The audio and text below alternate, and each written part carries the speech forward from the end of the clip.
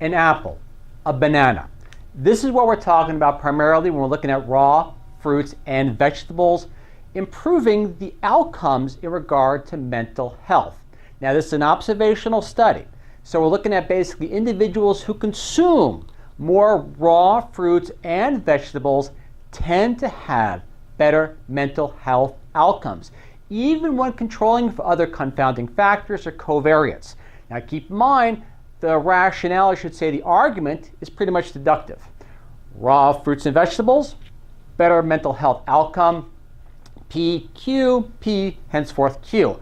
Now that's a pretty good deductive argument. However, the reasoning behind it per se is inductive, meaning they speculate. Is it micronutrients? What is it? They don't really know. However, though, the primary outcome, as you see there, is pretty much a modus ponens, if you follow that type of logic. But for us to proceed as follows, raw fruit and vegetables provide better mental health outcomes. To quote the researcher, our research has highlighted the consumption of fruits and vegetables in their unmodified state is more strongly associated with better mental health compared to cooked, canned, processed fruits and vegetables, quote the researchers. Now again, we're not going to go into the hypothesis of why that may be the case. We're just simply looking at raw fruits and vegetable consumption yielded better mental health results. Keep in mind too, there's another interesting thing in regard to this particular study.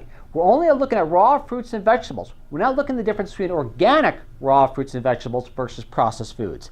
That's going to have to be for future research. But let's look at the research as we have now. Controlling for the covariates, raw fruit and vegetable consumption predicted lower levels of mental illness, symptomology such as depression, and improved levels of psychological well-being, including positive mood, life satisfaction, and flourishing. Their mental health benefits were significantly reduced for cooked, canned, and processed fruits and vegetables. With that in mind, let's look right into the full study. Again, the DOI citation will all be listed there so you can follow up on your own. Now let's look at the first part right here. Look at the chart, or I should say the curvilinear or regression curve, recursion curve, whatever.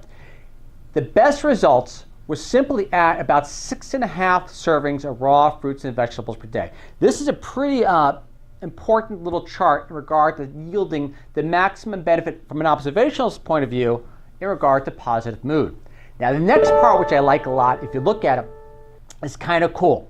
All right, so if you look at raw vegetables per se, you notice he'll do the direct comparison between raw carrots and carrots in its processed form. So it's kind of cool when you have that exact direct comparison between the raw form and the processed form. It gives a neat kind of perspective. And also, this one I like a lot too. Look at basically raw fruits. Look at the apple. Now keep in mind, it's kind of interesting. Even the apple in its processed, cooked, canned, or raw form yielded a better positive mood. However though, still, nothing compared to the elevation in positive mood due to the consumption of the apple. Boy, I want to say raw state. It's just an apple, a regular apple, before you chop it up or cook it or whatever. But that's the cool part about it. These are simply raw to-go foods that can yield, from an observational standpoint of view, an incredible benefit. Now, with that in mind, look at those charts per se. Let's get right into the, I almost said meat of the details, but let's get into the pulp of the details. All right, whatever. But let's proceed as follows. The top 10 raw foods related to better mental health were carrots, bananas, apples, dark leafy greens such as spinach, grapefruit, lettuce, citrus fruits, fresh berries, cucumber, and kiwi fruit. With that in mind, let's conclude the research as it see fit, because I don't want to read too much into it or possibly interject publisher bias.